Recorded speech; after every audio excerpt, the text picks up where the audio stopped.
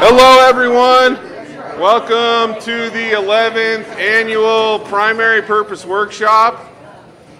A little bit of housekeeping. Let's start with the Lord's Prayer after a moment of silence. A long moment of silence. Lord's Prayer.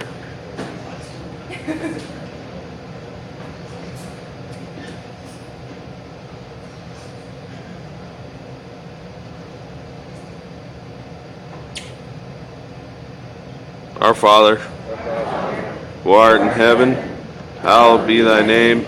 Thy kingdom come, thy will be done, on earth as it is in heaven. Give us this day our daily bread, and forgive us our trespasses, as we forgive those who trespass against us. And lead us not into temptation, but deliver us from evil. Amen.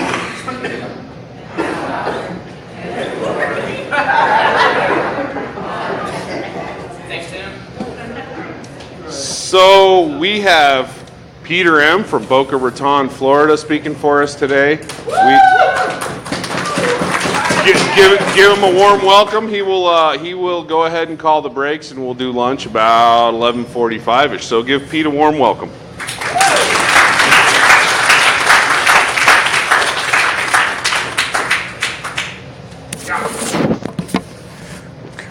Good morning. My name is Peter, a recovered alcoholic. And I apologize for this voice. I got sick as soon as I got here. Anything below 80 I'm allergic to. So grateful to be here. Again, thank the group and Sean and Nicole for hosting me, and get to share my experience, strength, and hope with this work, this big book in Alcoholics Anonymous. And I have found that over the years, more and more, the longer I'm sober, I'm convinced that they're all vehicles to have a relationship with God. Whatever your God is, whatever understanding you have of this God, whatever experiences you have. The thing about this power called God is can't comprehend it, our book says, can't understand it, but we certainly can experience it. And if someone's new and kind of not sure about this power called God, we're sitting in an AA meeting, yeah? And which consists of a group of drunks, GOD, for good orderly direction. And at the end of the day, what the book asks us, am I willing to try something new which does work and let go of something which doesn't work? And what's going to fight me over and over and over again, and I found even as long as I'm sober, it still gets in the way, is ego.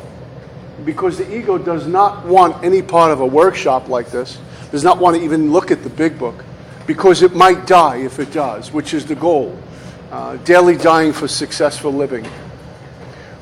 But something has to happen, and I found from my experience, I have to be in a place of be willing to be made new.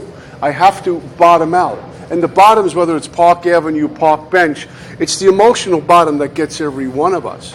I've been beat up and arrested and homeless and all of those things, and somehow you tend to bounce back and you shake it off. But it's the emotional bottom that gets all our attention. That's something that happens in the soul. When the big book says we conceded to our innermost self we were real alcoholics, that's the first step in recovery. Not the first step on the shade, but the first step towards getting better. That's a soulful event. That's a submitting under pressure that I'm licked and I can't do it anymore. Some of the best things a youngin' can tell me when they sit with me is when they say I'm tired. That's usually a plea for help. I'm done running the show. And so we look at the 12 steps, and when I first got sober, it was the furthest thing from my mind to do 12 steps. I thought it was for like the old timers, and they had like the Dead Sea Scrolls in the back of the room somewhere, and they'd come out and pontificate, and we had to grab whatever we could. But it's open to all. And to my surprise, this God, as our book says, doesn't make too hard terms to those who earnestly seek. Why would God make it difficult to love him when he's always trying to love us? This God is going to any lengths to get our attention. Constantly going to any lengths, and is incredibly patient with someone like me. Am I willing to go to any lengths to meet this God? And am I patient with God's journey with me? But as an alcoholic, I'm impatient and I want to be served on my terms, in my way, in my time. And it just doesn't work like that. When we talk about step 3, it is really about playing by someone else's rules and not mine. Am I willing to submit to that? And over again, we'll look at if I'm having a problem with any of the steps, I always go back to step one. What changed on my willingness to go to any lengths? Well, maybe based on my actions, I don't believe I'm alcoholic anymore. Based on my actions, I will tell you, my name is Peter, I'm an alcoholic, but if you watch my actions, no step work, very little prayer, kind of have a sponsor, not really sponsoring people, I sit in the back of a meeting and leave early, I believe somewhere that I'm not alcoholic anymore, that I'm in control of this whole journey. And what I tend to do, because I've done this, is seek comfort rather than change. I came into Alcoholics Anonymous, like many of us, with lots of identities because I really didn't know who I was. And what prayer, what God, what the steps do is bring death to every identity that does not come from God. And the ego is going to fight for its life. I came in here thinking I was a really nice guy, Joe All-American, who was misunderstood and a little bit overserved. And the guy I was always looking for was that guy, a really nice guy who was misunderstood and overserved. I never found him because he does not exist. Many of us think somewhere that I'm really a good person. And I had to get rid of that, and I will tell you, and I'm not, there's not false humility. I'm not a nice guy, left untreated. Left untreated in AA, I'm not a nice guy. I lie, I manipulate, I embellish. My ego's in the conversation. My ego's doing the talking. I see the world through the mind. I hear the world through the mind. I act through the mind. I interpret through the mind. That's the filter. That filter is broken and interprets every experience I'm having. And it's all led by the ego. Left untreated, I'm not a good guy. Treated, I can be a lot better. There's a lot more I have found than just going to an AA meeting and having a cup of coffee and passing a number out and, having a service. That's all good. But there's so much more to this. And the longer we're sober, we really need more dependence on God when we're sober a while than when we first get here. Because when I first got here, everything was new, and I just did in Rome do what the Romans do. And I had nothing really to lose. I owned nothing. I was wearing my brother's clothes. I was living in a halfway house. But then we start to acquire stuff, yeah? We start to get the relationship, we start to get the car, we get the little clothes, we get a little AA job, we get some money in our pocket, and suddenly that stuff becomes important, and that stuff is really who I'm serving and who I'm worshiping. How can I serve God when I'm a slave to everything else? That stuff, my attachments to things, becomes my God. I do not want to be made uncomfortable. I don't want my job taken away. I don't want her taken away. Don't touch my money. And I got a little rep in AA. Do not push that aside. And the question is this. If I wanted to have a relationship with God that was rock solid, traction with God, but be a guy who sits in the back of the room, works with people, goes to meeting, is a member of good standing, but completely unnoticed by many.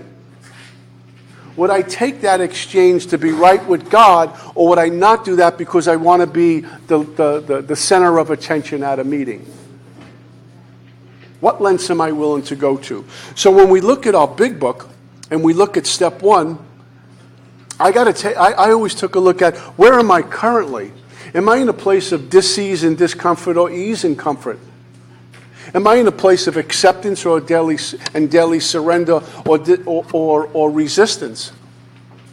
Am I telling God what my will is for Him rather than seeking what God's will is for me? Am I in this thing for compliance or am I in a place of surrender? Do I realize this is spiritual life or spiritual death? Because once I become blocked from this power called God, I start to fall out of the saddle, yeah? And then I'm on my own. And little by slowly, I start to drift. And then one day you hear that I'm drunk. I live right on the beach, actually. And I love going down to the beach. And every once in a while, when I'm in the water, there's a little undercurrent that's happening. Nothing drastic, but you can feel it when you're in water, just a little undercurrent. So I'll have my beach chair here, and I'll go straight out into the water, and I'm out there swimming and having some fun. And then when I get tired, I turn around and head back to shore. And sometimes I can't find my chair. And I realize it's about 50 feet this way or 100 feet that way. And what I did was, little by slowly, I drifted away. Alcoholics Anonymous is very much like that. I'm out here, and I'm not doing inventory. I kind of have sort of a prayer life. I'm not meditating. I'm actually going backwards through the steps. And when life hits, and it will hit, because life is problematic, we live in a world of impermanence, and sometimes it just seems unfair, and I need to get back home to this God. I can't find it. Where did it go? Well, the chair didn't move. God didn't move. I drifted. And it's subtle. And sometimes I'll drift so far and it's too late because the only thing that I know how to do is drink. And as an alcoholic, step one tells a guy like me that I'm going to drink, period, non-negotiable. It doesn't care how long I'm sober. I am going to drink. Unless I get spiritually fit. So I've been a runner. I love long distance running. I've been doing it forever. And as I get older, you know, my knees don't allow me to do that so much, but I always like to train and go in the gym. And the last time I was running, I hurt my knee pretty good, and I had to lay off of running for a while, and then I started again. And I started to get on a treadmill. I like to weight train a little bit and keep this body in shape. And I noticed after a while, the endurance comes back, and you feel a little bit better about your body. It's a little bit more in shape. And so then we get physically fit. Well, Alcoholics Anonymous for me has been what I like to call the spiritual gym. What am I doing to work out in Alcoholics Anonymous? What lengths am I willing to go to? Am I willing to break a sweat in here and do some inventory and spend time in prayer, have communion with God, take direction from a sponsor, and be right in the middle of this? Because someone like me, if I begin to drift, I get drunk. We have 43 pages in the big book, Alcoholics Anonymous, that talks about step one, plus doctor's opinion. The rest of the steps are broken up into pages. 6 and 7 is a paragraph each. 10 is a page and a half. Step 11 is about 2 pages. But we have 43 pages that are dedicated just to the problem. And 17 to 23 talks about the body, and 23 to 43 talks about the predator, the 4-letter word called the mind, which is always going to screw me around all the time. That's what its job is. And then we talk about the spiritual malady. 43 pages. Because they knew when Pete Marinelli came in, they probably said, listen, there's a guy, Pete, coming in 1988, and we can't give this knucklehead from New York like a couple of paragraphs. We got to throw pages out for him to get it. 43 pages. Yeah. The only thing the mind can do is go before or later on. The mind cannot be present. That's all it does. And if we think about from the time we woke up this morning to right now, think about how much chatter we had in the head this morning. Anyone drive here alone in the car? Was anyone alone? Yeah. So if you think about it, you really weren't alone in the car, because if you think about the dialogue, you had about 45 people in the car with you. And they're waiting for you when you get back in the car. I was saying last night, we wake up first thing in the morning in the middle of an argument because those voices are continually going. And a lot of it's pride and ego. So how do I meet myself if I'm not new? Where do I get step one to meet me? Where do I have the book meet me? And on page 30 in the big book, there's something that kind of like a bit of a qualifier, and it says this. Most of us have been unwilling to admit we were real alcoholics. And on page 21, they talked about the real alcoholic, not the moderate or the hard drinker. This is the cat who's got the body craving, the mental obsession, and the spiritual malady. This is the person like me that doesn't want to drink. I better not drink. I can't drink. I shouldn't drink. And then I drink, and I have to have a second drink, and then I have to have a third drink, and the whole thing comes tumbling down on me, and I come out remorseful, wondering how did I get into it. I need to do something about it, and I get drunk again. It's what I do. No person likes to think he is bodily and mentally different from his fellows. Therefore, it is not surprising that our drinking careers have been characterized by countless vain attempts to prove I can drink like other people. I can't even live like other people. I can't even live like some members in Alcoholics Anonymous who put the plug in a jug and go home.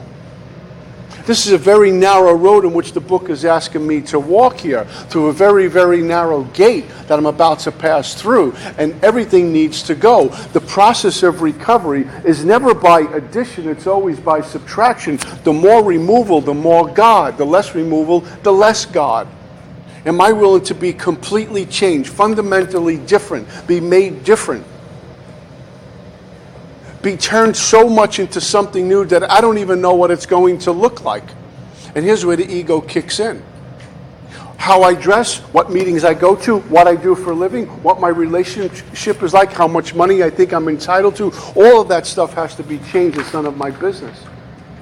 Bill talks about emotional sobriety. How do I do with life out there? Do I come into an AA meeting and be very forgiving and like Moses, and I'm very like Moses-like when I'm in AA, live and let live? We forgive them, patience and tolerance. But yet when I'm out there at work and life hits, I don't look anything like that because I always do what I always did.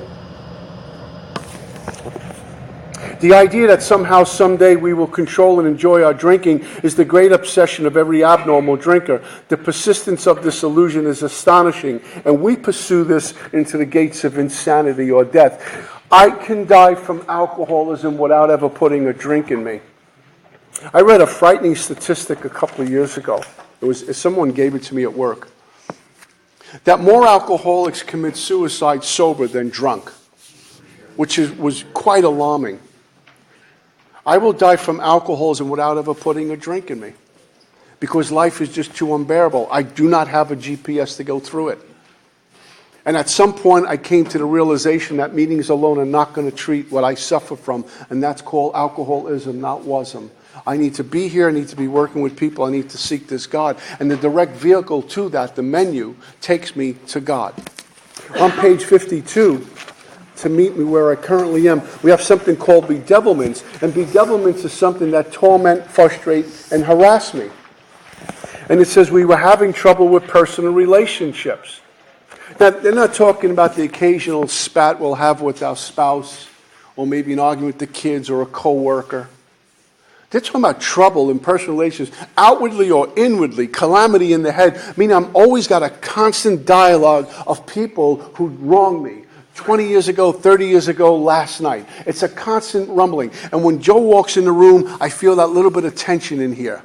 When Mary walks in the room, I feel that tension. And I start to character assassinate in my head. This is going with me constantly. Can't control my emotional nature. Prey to misery and depression. I wake up at 6 o'clock. I go to pour a cup of coffee, and then I put milk in and I knock the milk over. Or I break a shoelace and I go, it's going to be one of those days. Or the weather's not cooperating and I need to move. Or just something. We're just on the edge all the time. I'm full of fear, which is the evil and corroding thread. Fear permeates everything. When we talk about inventory, we'll see how the entire inventory is really about fear, showing up, manifesting in many different ways. A feeling of uselessness and I can't make a living. Are these things tormenting, frustrating, and harassing me? There's been plenty of times. I'm 60 years old now. In July, I'll be 61.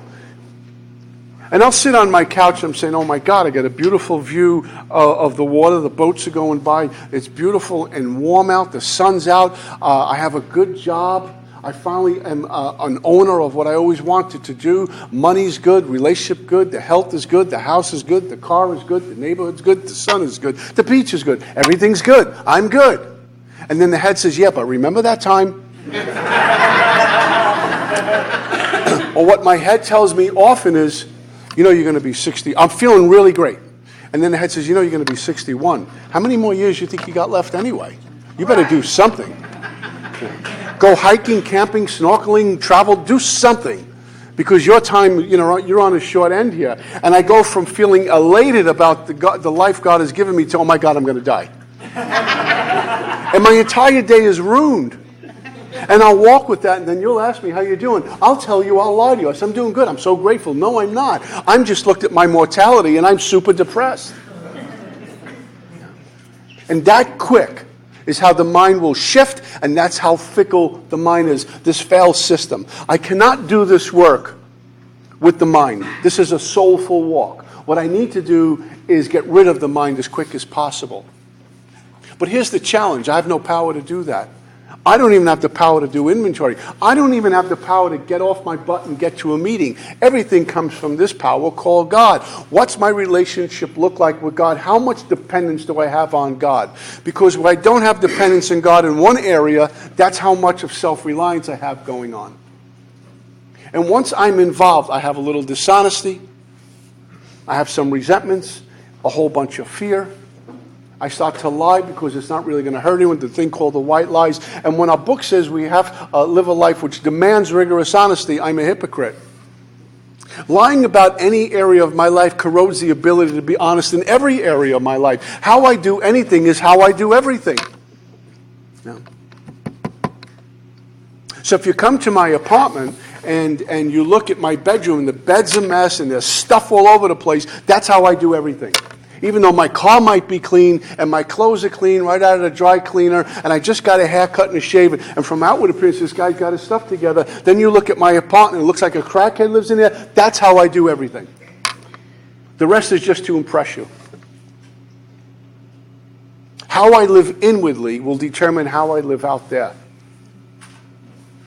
So where am I currently with bedevilments? So when we talk about step one, I have found if I have a reservation or a lurking notion, I can sit in big book study after big book study, and all I'm going to do is acquire information but still lack a transformation, which is the goal. Because God's about to take us to places that we can never volunteer to go to. What alcoholic like me is going to willingly submit to putting his life on paper with inventory and then share it with another guy, and in that inventory is a sex inventory? There's no way I'm signing up for this, but God will take me to places I can never volunteer to go to, because what goes on in the step work is the ego gets starved and the spirit gets fed. We get soul food in Alcoholics Anonymous, which is vital. Step one says we admitted we're powerless over alcohol, that our lives had become unmanageable. I always thought unmanageability was, well, I was in an abandoned building. I rarely bathed. I had filthy clothes on. I reeked.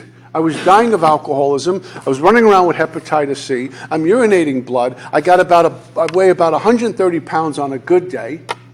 And all I can do is drink and eat pills. Now I come into Alcoholics Anonymous. I put on weight. I look relatively human. I have clean clothes on. I'm eating regularly. And from outward appearance, say, this guy looks pretty good. And the old timers would say, you look good, you sound good, keep coming back. So my head says my life is now manageable. And now I'm gold and I don't need to do anything else. And what I look to do is now keep the external conditions running smooth, have all my ducks in a row.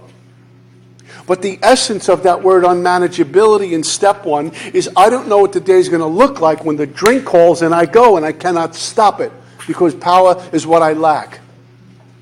I could be in here for a while and then for some reason this head starts talking to me because I'm not spiritually fit to get a drink or a drug, and I go. And I cannot think that through. I work in the treatment center business for a long time and I disagree with basically everything they do. Because if I had $1 for every time they were telling people, and we hear it in AA, think the drink through, play the tape to the end, keep it green, remember the pain of yesterday, remember where you come from. If that worked, none of us would be here this morning. We wouldn't even need God or Alcoholics Anonymous. I have right thinking to say, hey, I got burned last time, let's move on. But that doesn't work. So the essence of unmanageability is me thinking, well, my life looks good, so I'm gold now. The essence is I don't know what the day is going to look like when a drink calls and I go. I'm walking on a minefield waiting it to blow, and there's nothing I can do about that. I will drink and I will get drunk, and once I get drunk, I can't stop drinking. In the middle of step one is this little hyphen, this little dash. I just thought Bill was a good writer. He put a dash in. He must be an English professor. They always do those things to connect two thoughts together. But my sponsor showed me something quite interesting. There's two parts to step one, first half, second half. That little dash, in the middle becomes a vertical wall. And as an alcoholic, all I'm focused in on is having my life look and feel manageable. I am seeking comfort all the time. And I can't peek over the wall to see that the first half of the first step says, Peter, you're drinking. You're alcoholic because you're powerless over alcohol, which means I don't have choice and control in the mind before I even pick up a drink. I'm totally screwed. We always say in AA, Joe or Mary relapsed, and we know what they mean. It's kind of our language. But in reality, they didn't relapse. They're drunk. Relapse happened while they were sitting here at the table having a cup of coffee, chairing a meeting. The relapse was on. So I don't have power, choice, control in the mind before I even pick up a drink. What areas of my life are out of integrity? The hidden secret sex life. You know, when I was coming in, we had no cell, and it wasn't that long ago, no cell phones. I didn't have a computer until I was sober about 5 years. Now on your phone, you can go into your bedroom, gamble, order food, watch porn, and not come out for 6 months. Where's Joe? I don't know. He went back there 6 months ago. I haven't seen him. Lots of distractions. What areas of my life are out of integrity? What's my prayer life like? How's my diet? When was the last time I exercised? That kind of stuff. When we talk about enter the world of the Spirit, experientially, can I talk about that? Now, if you're new in here, I don't expect you to, but if we're around here a little while, not perfect, but can I give a talk on what it's like living in the world of the Spirit based on experiences? Can I talk to you about my relationship with God? Do I have any skeletons in the closet that, God forbid, if anyone ever finds out, I'll be mortified? They'll block me out of an AA meeting because I have a secret life on. Those secrets become plaque on the soul. And I'm wondering why I can't connect with God or with you, because I have another life going on that no one's going to see except me. And if I'm seeing it, I'm giving it okay. Because it's me. I will tell you, you shouldn't do that, but I give myself permission to do that. And that's full-blown ego. Yeah. Then I pick up a drink, and I have no power, choice, control in the body. It's called the allergy. While I'm drinking, I'm thinking about the next drink, right? I count money on how much liquor I'm about to buy. It's not like $40 in your pocket. That'll get me a couple of pounds. Okay, good. So while I'm drinking a pint of whiskey, because I didn't have a big barroom career, by the way. I didn't like being in bars because I knew I was going to get thrown out at some point. I go to the liquor store, get a jug, and go hide out. And every time while I was drinking, I was thinking, I only have this much left. I have to go out and hustle money because I know I'm going to need another. It wasn't about I'm just going to have a little. I hear folks in AA, bless their hearts, saying, when I was out there partying, if I was still partying, you'd have a different speaker here tonight. This was drudgery. This was work. This was torment and frustration and despair all the time. There were no good days. The first drunk was a good day. After that, I was all downhill. It was nasty. Having to rob from your kid brother, who has a little busboy job and keeps his money in the top drawer, maybe $30. Over a few weeks he saved this because he's trying to buy himself a pair of runners on his own and be responsible. And you take that as if it's yours. That's what I would do. You know, steal from anything that wasn't nailed down, I'd speak and I'd steal and be okay with it. That's what I do. So where am I currently unmanageable? What areas of my life am I in self-reliance or current agnosticism? And I like to just hit on that about current unmanageability. When we're sober a little while, how does step one meet me? I haven't had a drink in 5, 10, 15, 20 years or better. Does step one still apply? Absolutely, because I'm still alcoholic. When I don't believe God's going to work in a certain area of my life, and I've had that. You know, when I was going through a divorce, I felt like I failed as a man, and God's not going to help me feel better. God's not going to repair this. My wife's never coming back.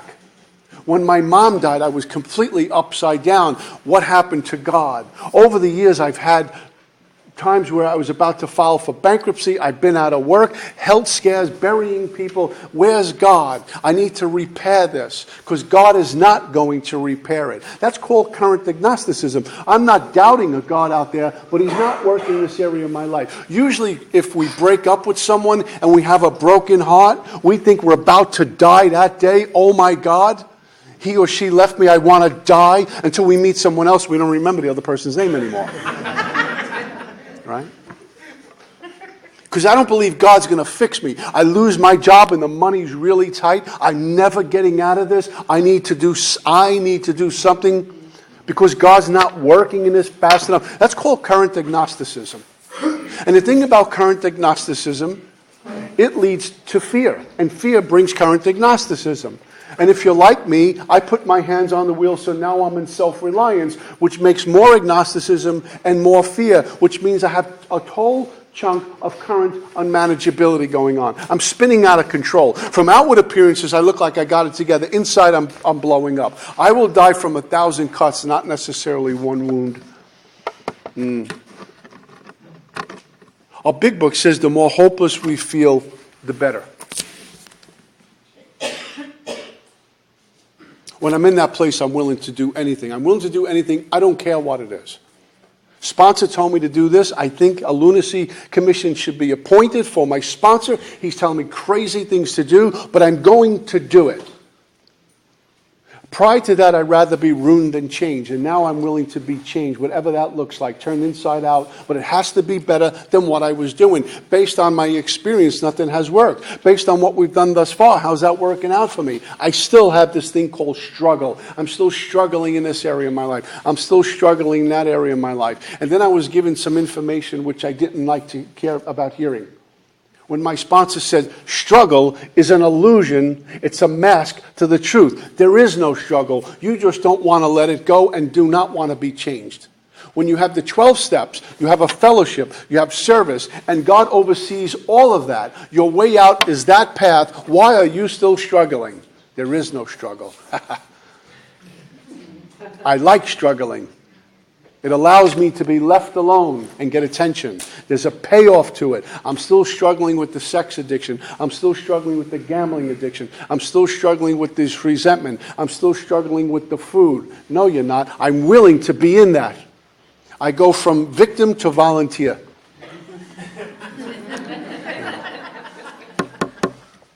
We have over 200 fellowships that pull people out of whatever addiction they're in. Why, as an alcoholic, do I think I'm so special that I can't get out of this? Carl Jung told Roland Hazard, you have the mind of an alcoholic. Our big book says the main problem for us sin is in the mind rather than the body. And over again, they point to the mind. That is the predator. That is the main problem for me. When our book says lack of power is our dilemma, with power, no dilemma. It begins in the mind because I don't want to use the soul. I want to use the mind. I have more faith in my mind than the body. I'm going to be directed by two things, God or the head. There's no third door. And our book says we go on to the bitter end or accept spiritual help. Go on to the bitter end because I'm living life based on what my head tells me to do, or accept spiritual help. I do life as God says. So I get painted into a corner after 43 pages. And for me, I had to look at my experience coming in here. 7 treatment centers. I picked up a drink when I'm 14. At the end, I cannot stop drinking. I walked into my 5th rehab with track marks all over my body and abscesses on my arms because I got into narcotics. I couldn't get enough of that. If I was using narcotics nowadays, I probably would have been dead based on the way it's out there right now. And going into my 5th rehab, I didn't want to go back to that stuff anymore. I was always sick. It was dirty. And I thought I could handle alcohol. And I was in for a rude awakening. And in 1988, when God separates me from alcohol, I'm living in an abandoned building. I have no morals. I have no integrity. I was a slave to alcohol and my alcoholism. Whatever it told me to do, I did. It commanded me, and I would run with it. My sponsor asked me a question one time. He says, were you involved in your last relapse? And I says, of course I was. He says, no, you weren't. The only thing you did was go to the liquor store and buy liquor. Alcoholism made a decision for you, and it took you on a leash to the liquor store, and you had no input into that. What involvement was that? I had to be convinced that self manifested in various ways was what had defeated me. Self is the other person, that shadow that follows us around all day, that other guy. The one who's always talking to me about what I should be doing rather than seeking God. The one who's always entitled, always in resentment, that other guy. How can I be rid of self? Now here's a consideration. We had to be rid of self. Our book talks about this over and over again. I had to be rid of self. Relieve me of the bondage of self. But how could I be rid of self if I think I'm a self and not spirit? It's almost cliche. We've heard it so many times. How's it go? We're spiritual beings having a human experience, yeah? I believe I'm actually the self and not a soul and not spirit. So it's a silly example, but if a fly or a mosquito was to land on my arm, on my hand, my first thing is to swat it off. But as an alcoholic, it lands on me like alcoholism tattoos me at some point in my life. Oh my God, I'm alcoholic. And I believe I am the fly. And I start walking around the living room buzzing and flapping my arms because I believe I'm the fly. I forgot I'm human. With alcoholism and self, I believe I'm actually those people. I'm no longer soul. And that's exactly how alcoholism works. I lose sight of this godliness, this inner resource, that sixth sense our book talks about. The godliness in every one of us. It's in our DNA. We were called to sanctity whether we like it or not, guys. That's been my experience. We were born to be saints. The crackhead in the crack house right now, according to God, was born to be a saint. But I don't believe that because I believe I am the self. I am my alcoholism. I am my drug addiction. That's who I am. Well, it looks that way, but we lose sight of the soul. And what the steps do begin to is die to self, and I find the soul.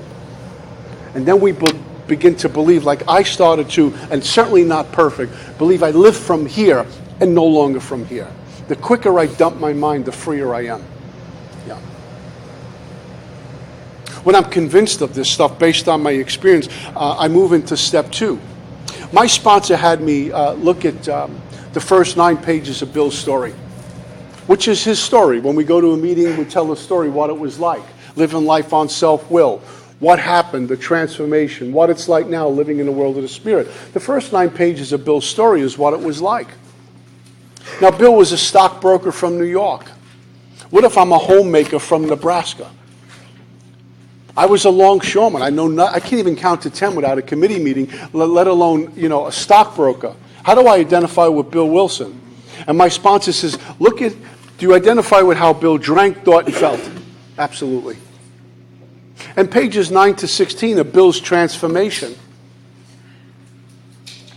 What resistance do I have looking at the 9 to 16 pages when he starts talking about Zara, the heavens,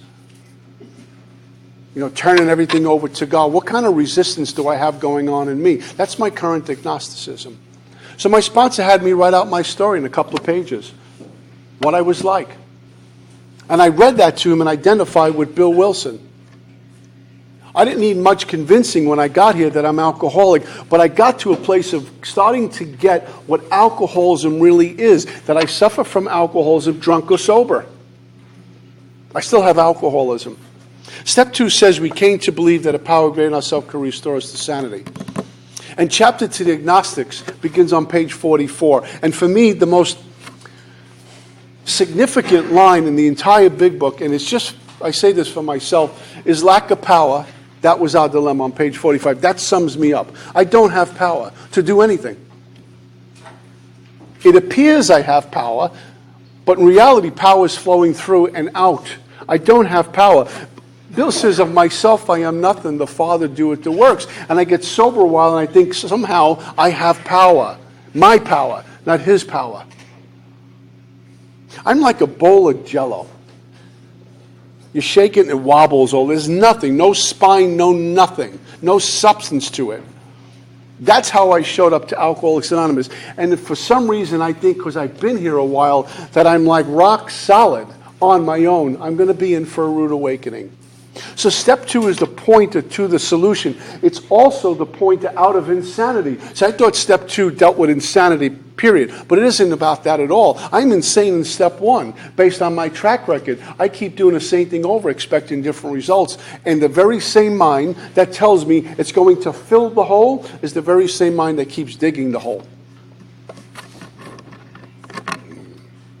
Step 2 is a pointer out. And chapter to agnostics tells me how, where, and why to find this power called God.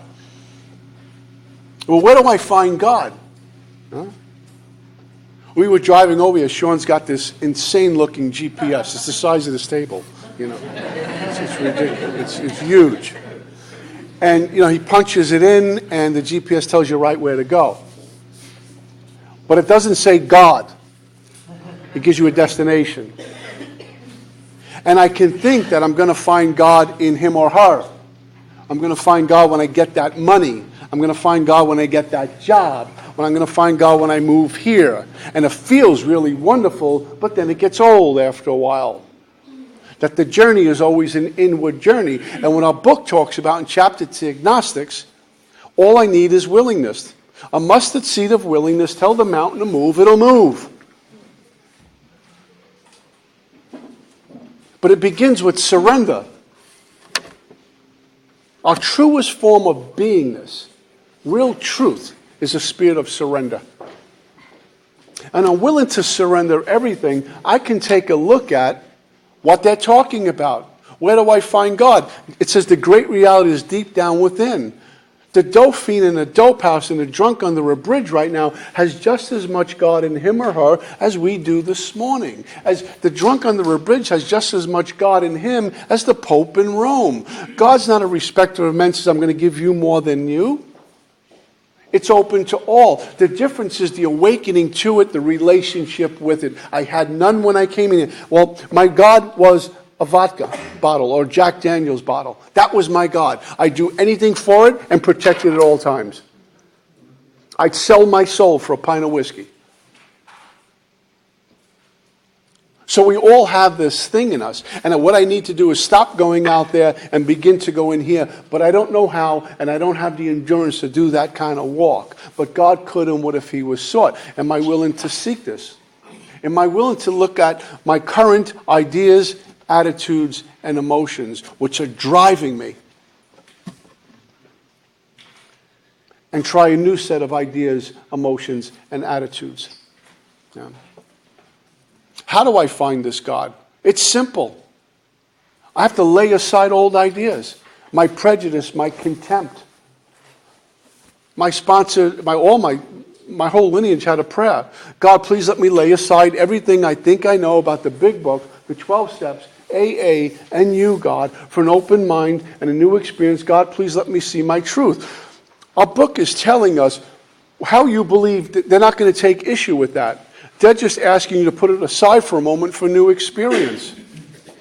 Am I willing to lay aside things? So I'm Catholic. I'm a cradle Catholic. And we all read the headlines.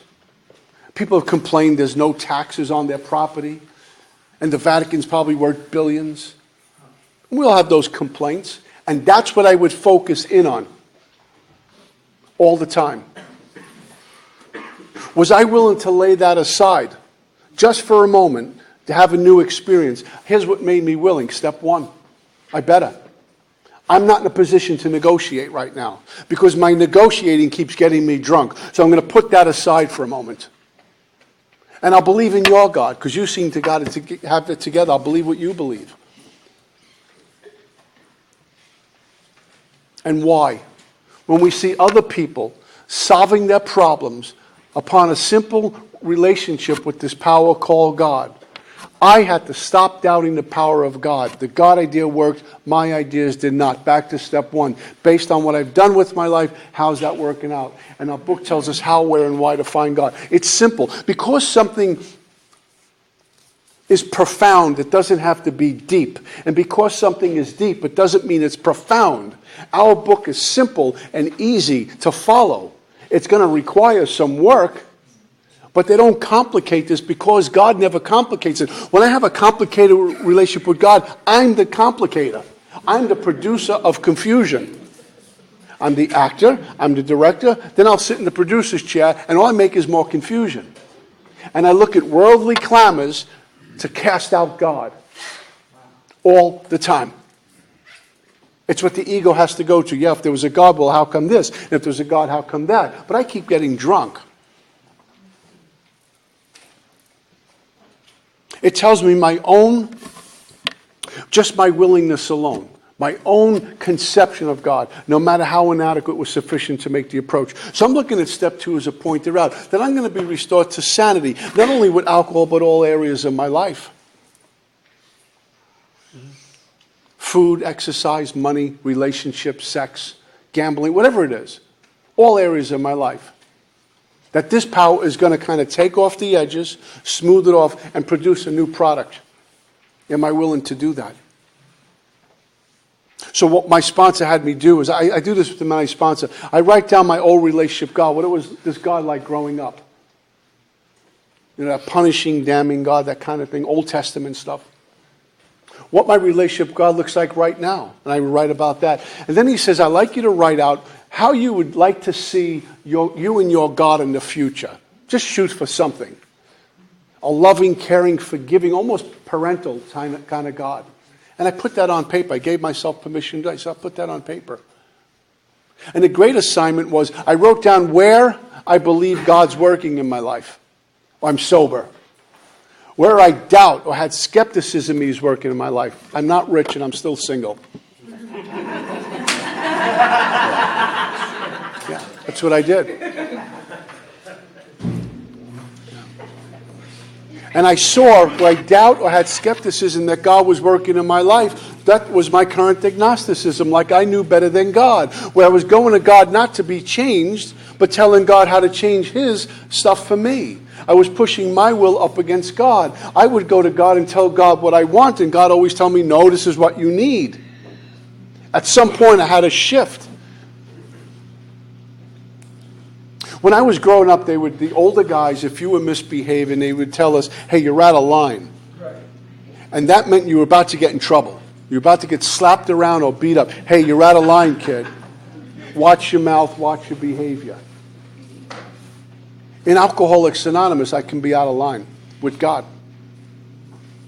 I'm not in line with his will. I'm not in line with God. Everything's out of integrity, and I'm wondering why I'm struggling. Step 2 is going to bring me to a place where I'm back in line with God's will, seeking God's will, and knowing how to hear it. That's the cool thing about waking up. When the soul is awakened, when we're being led by the soul, we hear different. We're given new ears. That voice that we never recognized becomes very recognizable. In fact, we're seeking it all the time. And the sight of self-will and self-reliance is very troubling. It's uncomfortable. When we're awake, we can almost hear the defects. You're talking to someone, and you can hear the defects starting to get closer and closer. I know I'm married, but she's awfully pretty. Where are we going with this, Pete? You can hear it. When we're sound asleep, we can't hear it, and we're right in the middle of it. Spiritually speaking, someone who is sound asleep is blind and can't see. When we're sound asleep, you don't see anything. You dream. Spiritually speaking, the daydreamer lives in delusion and fantasizes all day long. But spiritually speaking, when we're awake spiritually, we live in the Spirit and we look for all of God in everything we see love. We see forgiveness, we see patience, we see tolerance. And not that we just roll over. When something is wrong, we address it. But I'm able to report things as they are and see things as they are. I'm no longer living in delusion. But I come at it with love. When I tell a sponsee, have your 4th step done by Friday or find a new sponsor, I'm doing it out of love because he's about to get loaded. And sometimes the sponsor, you just got to hold on till he cries through the night and get him through that. It's coming out of love. Everything changes. A vision for us, a vision for you. Chapter to Agnostics, my favorite chapter next to Vision for You in the entire big book. It lays out clearly how I'm supposed to get to this power called God.